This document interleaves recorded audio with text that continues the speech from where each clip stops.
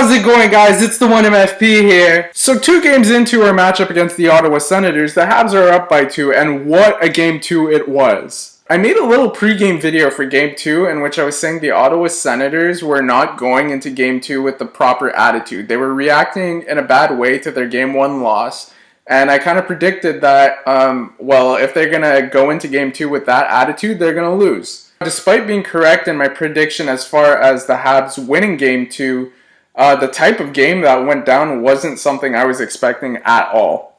I think the Ottawa Senators were playing possum and they were just trying to lead the Habs into the wrong direction, into thinking that, well, they were going to come out swinging and all physical and, you know, kind of changing their game plan. That's not what we saw at all. They just came hard. They played some good hockey. They played disciplined. It was a very tight game.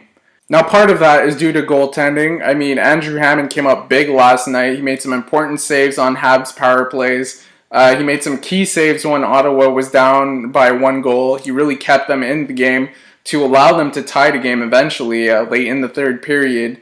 Carey Price also came up big last night, making some important saves, keeping the game close when it was 1-0 for Ottawa. So both goalies really did make a big difference in game 2. Now, one thing to maybe keep in mind for Game 3 and possibly Game 4 is the type of goals that were scored on both goalies. The 2 goals that beat Carey Price, the first one is an absolute laser of a shot by Clark MacArthur. I don't know if Carey really had a chance at saving that. The second one is a bad bounce behind the net. Carey can't get back in time to really establish his position in his blue paint. Weirkoch tucks it between his legs, gets the tying goal. And then you have Hammond, who lets in 3 goals. One of them on the power play by Max Pacioretty. Max Pacioretty just snipes it between Hammond's legs before Hammond could even react. He doesn't even get the time to get into the butterfly position. I don't think he even has the time to think about getting into the butterfly position. The second one is by PK Subban, who unleashes a crazy shot at 138 kilometers per hour. No screen, no nothing, no bounce. It was just, you know, PK and the goalie. Just a hard shot and it goes straight in. And the last one is the overtime winner where Galchenyuk just kind of spins around and shoots it at the net and it happens to go in. While it might not really mean anything, it is notable that all 3 goals on Hammond came from the right side of the ice. I found that kind of interesting. The point I was trying to make with the goals scored against both goalies is that you kind of get the feel that the goals that were scored on Carey had to be perfect, whereas the goals that were scored on Andrew Hammond, they weren't all that impressive. They weren't very menacing shots. They weren't that dangerous. So you have to feel that the Ottawa Senators think that they have to go above and over to score those goals, and they have to be very defensive to avoid shots being taken against Hammond. In Game 2, they were dominated offensively. Like I said, Andrew Hammond made 39 saves. He really kept them in the game.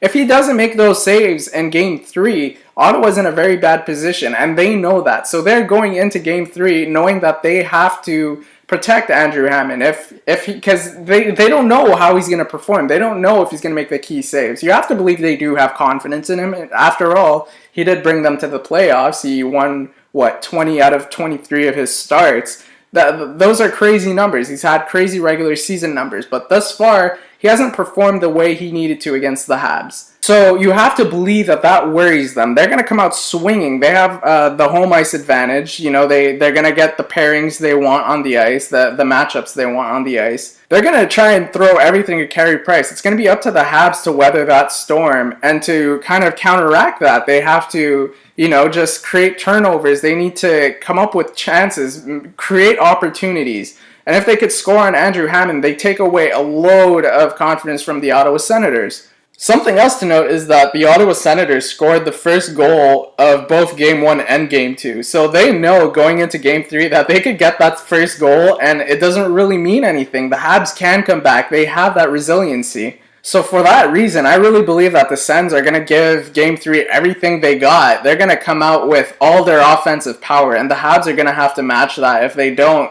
they're in a bad position. But once more, it's really going to come down to goaltending. It's going to be about who makes the key saves at the right times, you know. You make the key save at the right time, you really give your team the momentum boost. You give them the confidence to kind of attack with all their force. Anyways, that does it for this video, folks. Take care, and go Habs Go!